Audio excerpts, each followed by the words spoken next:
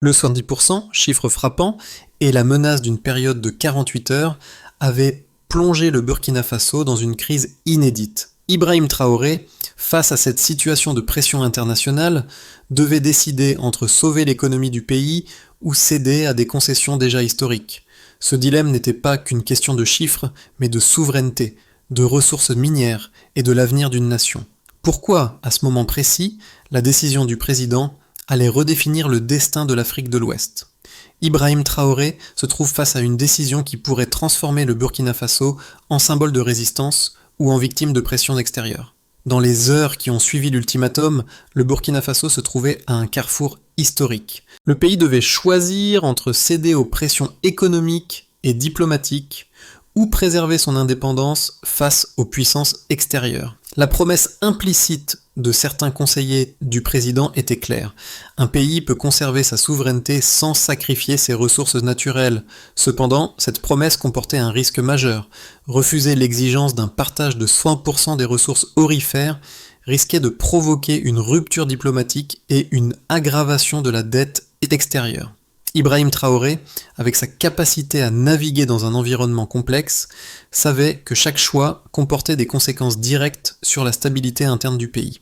En prenant cette décision, il s'engageait non seulement à protéger les ressources du pays, mais à envoyer un message fort aux autres nations du Sahel. Le poids de la décision ne pouvait être sous-estimé. Si le Burkina Faso choisissait de tenir bon, il pourrait redéfinir les relations économiques régionales, mais au prix d'une confrontation avec des acteurs puissants. Le télégramme classifié est tombé dans l'ombre de la nuit, porteur de deux chiffres redoutables, 70% et un délai de 48 heures. Ibrahim Traoré, pris dans l'engrenage de l'urgence, s'est retrouvé à devoir choisir entre deux options opposées, céder aux pressions internationales ou préserver la souveraineté du pays. Le contexte économique était tendu, les dettes extérieures du Burkina Faso frôlaient les 5,6 milliards de dollars, un fardeau qui pesait sur les décisions du gouvernement depuis des années. Parallèlement, les concessions minières accumulées au fil des décennies ont fait du pays un terrain de jeu pour des puissances étrangères, chaque ressource naturelle devenant un point de friction géopolitique. La pression était d'autant plus forte qu'une part substantielle des réserves aurifères du pays échappait encore au contrôle direct de l'État. À ce moment, une simple décision politique pourrait entraîner une série de réactions en chaîne, modifiant non seulement la structure économique du pays, mais aussi son statut sur la scène internationale. Cependant, Ibrahim Traoré savait qu'une réponse précipitée risquait de coûter cher. Il devait impérativement éviter d'affaiblir davantage le contrôle interne du pays sur ses ressources. Si le Burkina Faso acceptait l'ultimatum, il pourrait temporairement alléger sa dette, mais cela signifierait une soumission permanente aux intérêts étrangers. Ce n'était pas seulement une question de chiffres, mais de principe. Le pays se trouvait à un tournant. La souveraineté et la dignité nationale étaient en jeu, et la manière dont Ibrahim Traoré réagirait déterminerait non seulement le destin économique du Burkina Faso, mais aussi celui du Sahel dans son ensemble. Dans cette situation tendue, plusieurs personnages clés se sont rapidement imposés pour guider Ibrahim Traoré dans sa décision cruciale. Parmi eux, un économiste respecté du gouvernement, connu pour ses analyses fines des finances publiques, a immédiatement mis en lumière l'ampleur du défi. Elle expliqua que la situation financière du pays ne permettait guère de concessions. Accepter l'ultimatum signifierait non seulement se soumettre à un contrôle extérieur, mais aussi perdre tout levier de négociation pour l'avenir. Cependant, elle ne voulait pas se limiter à une simple analyse financière. Elle soulignait que l'enjeu allait bien au-delà des chiffres, puisqu'il touchait directement à l'identité et à la souveraineté du Burkina Faso. D'autre part, un ingénieur des mines, habitué à gérer les concessions minières dans des contextes complexes, insista sur un autre aspect crucial de la décision, la gestion des ressources naturelles. Il affirma que si le Burkina Faso perdait le contrôle total sur ses mines, l'impact serait irréversible. Les sociétés étrangères, déjà présentes sur le terrain, prendraient une place encore plus importante, et le pays deviendrait dépendant de leurs décisions pour l'exploitation de ses richesses. Cette réalité géopolitique renforçait l'idée qu'une rupture avec l'influence extérieure était nécessaire pour préserver la dignité et l'avenir du pays. Enfin, un juriste local, formé dans les universités burkinabées, rappela les termes des accords passés avec les partenaires internationaux.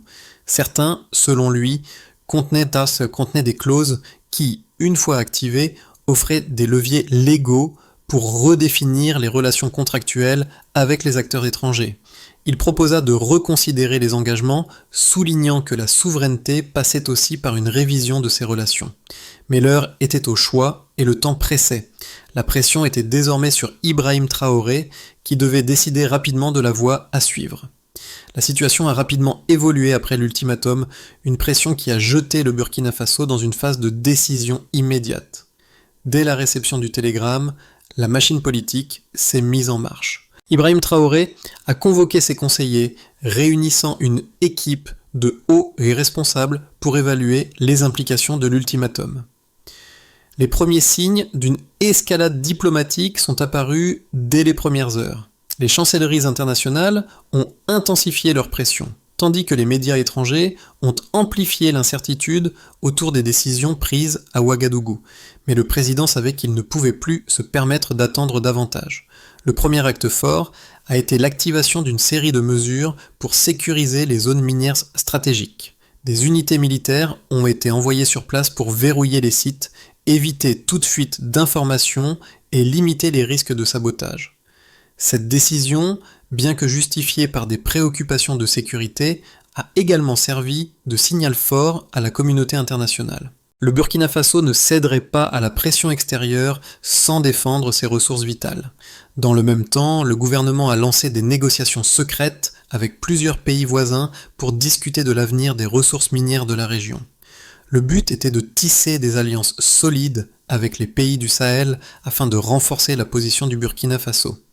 Mais ces discussions se déroulaient dans un climat de méfiance, chacun des partenaires observant les décisions de Ouagadougou avec une grande prudence. À mesure que les heures passaient, la tension montait.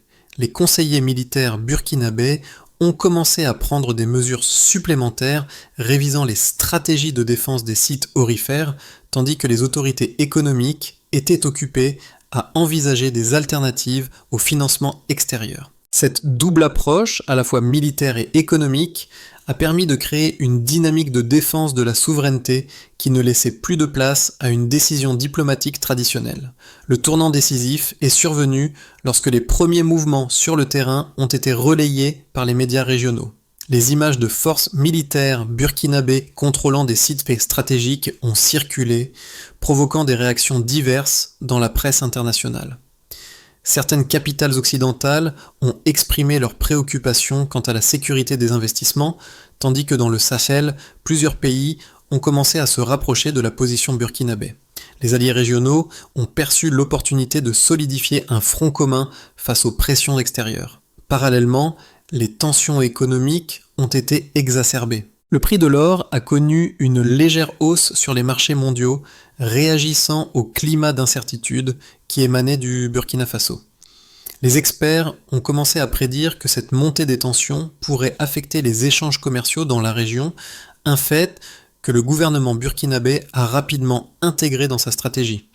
Chaque mesure prise, bien qu'à court terme, avait pour but de protéger les intérêts à long terme du pays. Le mouvement militaire a continué de se déployer autour des sites miniers et bientôt les autorités burkinabées ont annoncé qu'elles prendraient des mesures encore plus fermes si les conditions de l'ultimatum n'étaient pas révisées. Les premières annonces officielles ont affirmé qu'aucune concession ne serait faite sur le contrôle des ressources naturelles du pays. Dans l'après-midi, les tensions internationales ont culminé avec des discours virulents de responsables occidentaux. Mais ces pressions ne semblait pas ébranler la volonté du gouvernement burkinabé.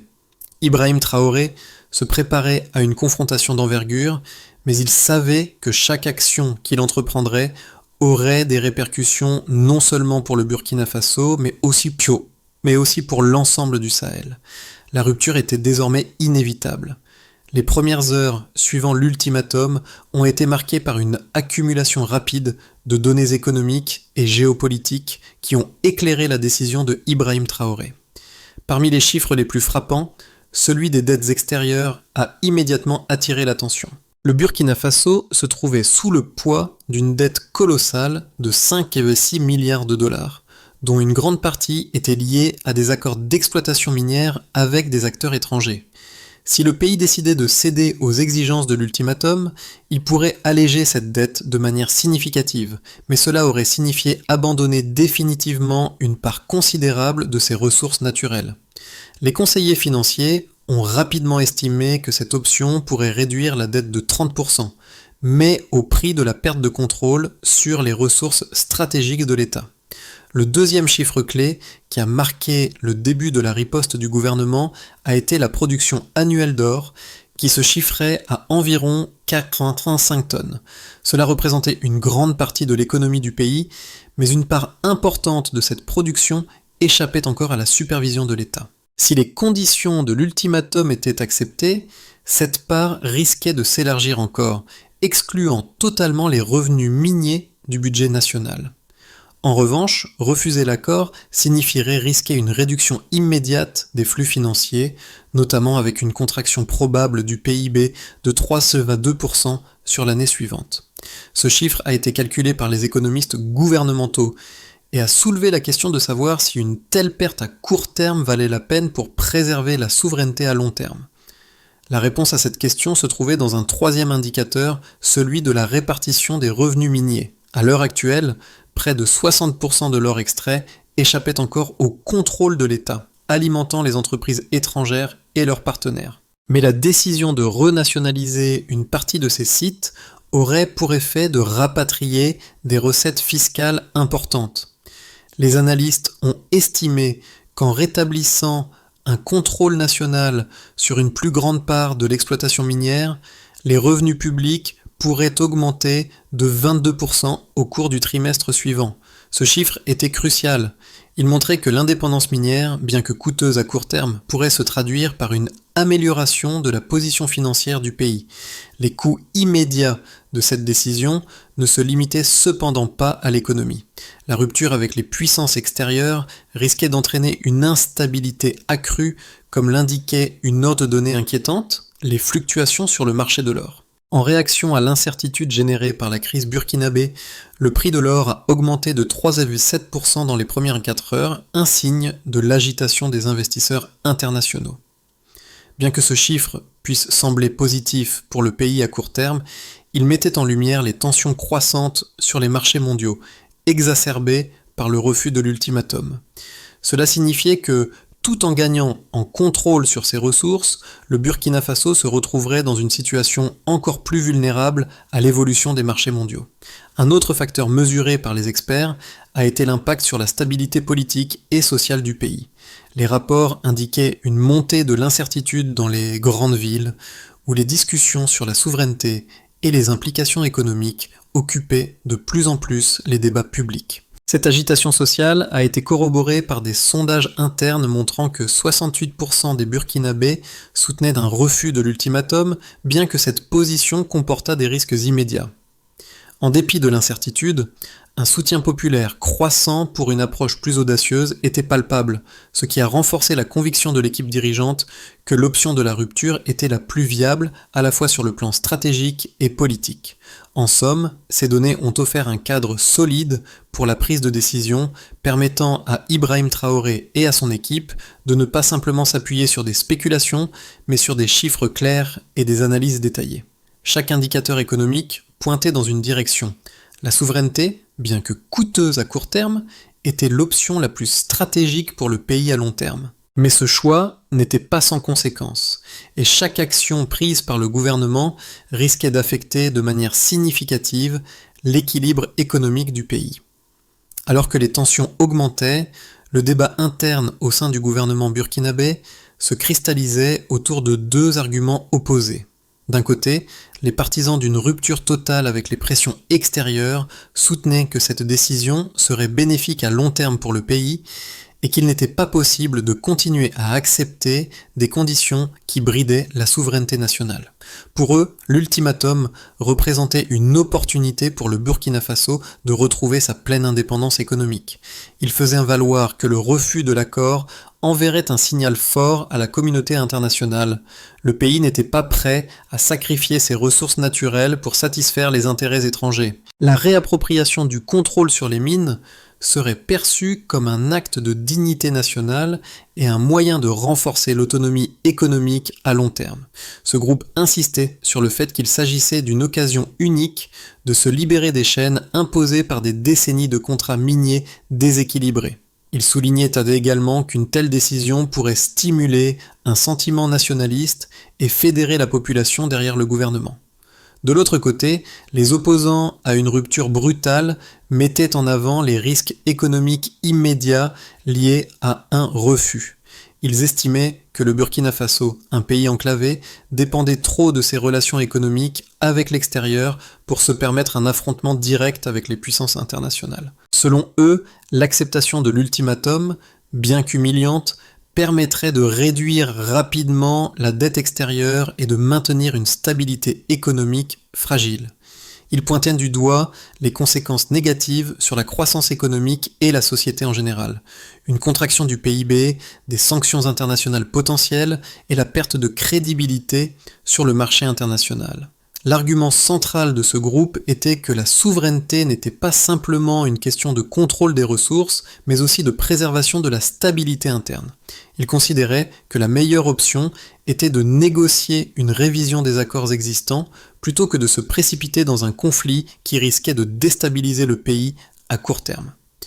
Dans ce contexte, Ibrahim Traoré se trouvait face à un dilemme complexe. Les deux positions avaient des mérites indéniables, mais chacune portait en elle des risques considérables. Le choix de refuser l'ultimatum et de préserver la souveraineté du pays aurait des avantages à long terme, mais il pourrait aussi entraîner une rupture nette avec les partenaires internationaux, aggravant ainsi la situation économique à court terme.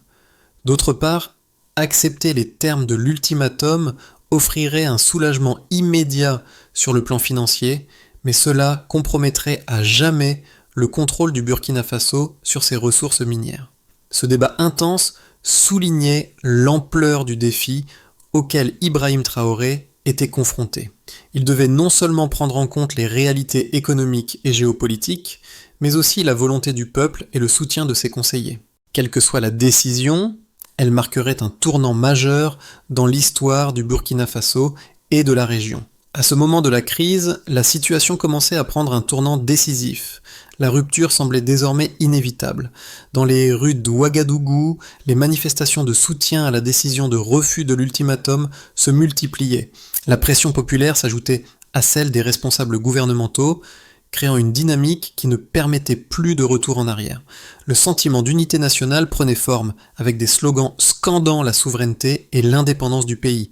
Mais l'enjeu restait colossal. Un compromis, même minimal, avec les puissances extérieures risquait de fragiliser la position de la nation sur la scène internationale. La crainte de sanctions et d'un isolement diplomatique grandissait parmi les analystes, mais dans l'esprit de Ibrahim Traoré, une certitude émergeait.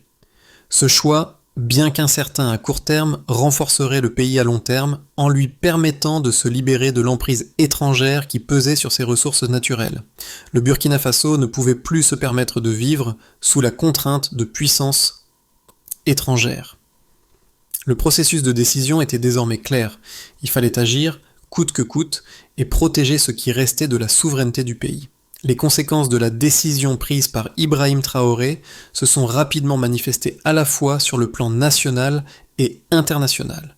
À l'échelle intérieure, le gouvernement burkinabé a commencé à mettre en œuvre des mesures immédiates pour sécuriser les ressources minérales stratégiques. Des unités militaires ont été déployées pour prendre le contrôle des mines d'or et les entreprises étrangères opérant dans ces sites ont été contraintes de suspendre leurs activités.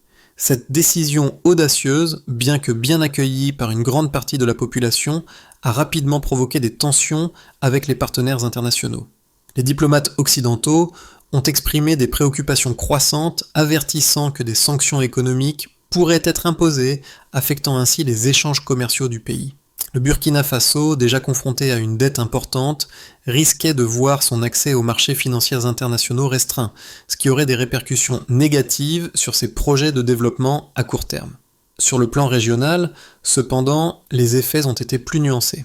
Les voisins du Burkina Faso, conscients des implications économiques de cette décision, ont commencé à réévaluer leur position. Certains pays du Sahel ont vu dans ce geste une opportunité de renforcer les alliances intra-africaines et de diversifier les sources de financement. Cette situation a conduit à une série de discussions diplomatiques dans la région où des accords sur le partage des ressources minérales ont été envisagés. Cependant, la rupture avec les puissances occidentales a également exacerbé l'instabilité dans la zone, car plusieurs investisseurs étrangers ont gelé leurs projets, craignant que d'autres pays de la région suivent l'exemple du Burkina Faso. Le marché de l'or a également réagi de manière significative. Dans les 48 heures suivant l'annonce de la nationalisation des mines, le prix de l'or a bondi de 3,27%, une hausse qui a été interprétée comme un signe de volatilité accrue sur les marchés mondiaux.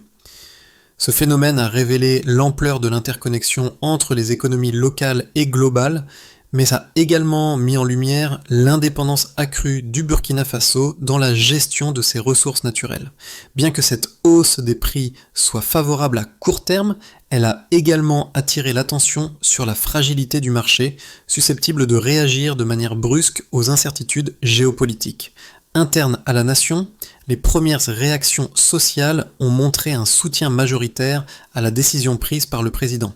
Dans les rues d'Ouagadougou et dans les villages, des manifestations de solidarité ont émergé, la population voyant dans cette politique un acte de résistance face aux puissances étrangères. Toutefois, certains secteurs économiques ont commencé à ressentir les effets négatifs de l'isolement croissant du pays.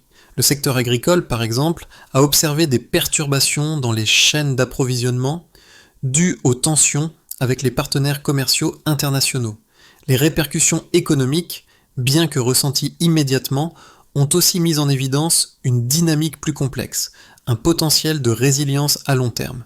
La nationalisation partielle des sites miniers a permis de rétablir une part significative des revenus miniers dans les coffres de l'État. Une fois que le pays aurait stabilisé sa situation économique, ces revenus pourraient permettre au gouvernement d'investir dans des projets d'infrastructure et de développement social, offrant ainsi au Burkina Faso une chance de réorienter son économie vers un modèle plus autonome et moins dépendant des investissements étrangers. Au-delà des implications économiques immédiates, cette décision a mis le pays au cœur de discussions stratégiques à l'échelle continentale. Les dirigeants africains ont commencé à regarder le Burkina Faso comme un modèle de réappropriation des ressources naturelles, un acte qui pourrait inspirer d'autres nations africaines à réévaluer leurs relations avec les puissances extérieures. En revanche, les alliés traditionnels du Burkina Faso, notamment l'Union européenne et les États-Unis, ont intensifié leurs pressions économiques, menaçant de couper des financements et d'isoler diplomatiquement le pays. Ainsi, les effets de cette décision se sont révélés multiples. Une instabilité à court terme, un regain de souveraineté à long terme, et une dynamique régionale qui pourrait redéfinir les équilibres géopolitiques du Sahel. Le Burkina Faso ne sortait pas indemne de cette crise, mais il s'était affirmé comme une nation prête à se défendre à tout prix pour son indépendance. À 6 mois de la décision historique prise par Ibrahim Traoré, le Burkina Faso se retrouvait à un carrefour avec plusieurs trajectoires possibles selon l'évolution de la situation économique et géopolitique.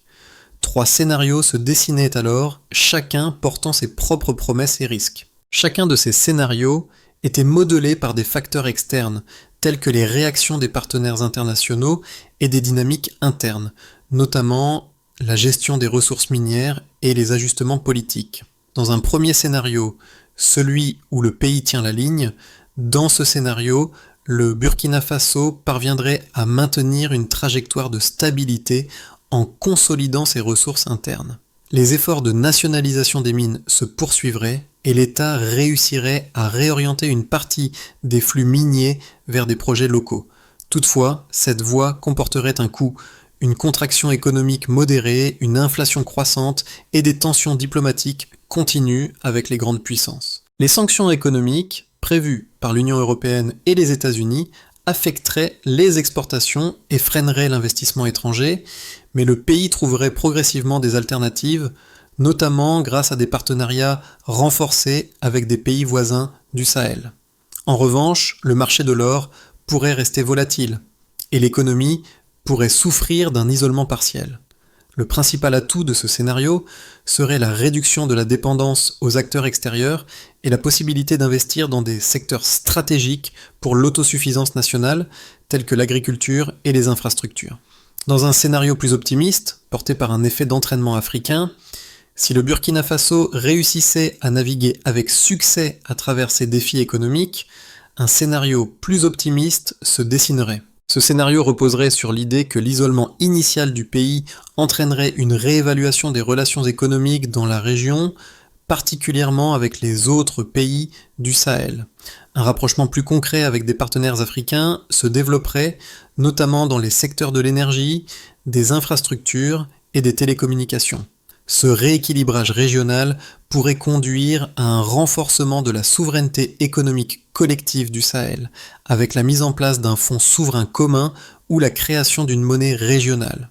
L'Union africaine, en tant que cadre pour la coopération interafricaine, jouerait un rôle clé dans ce processus de reconfiguration géopolitique. Cette dynamique renforcerait le modèle de souveraineté minière initié par le Burkina Faso et pourrait inspirer d'autres pays africains à réévaluer leurs relations avec les grandes puissances économiques.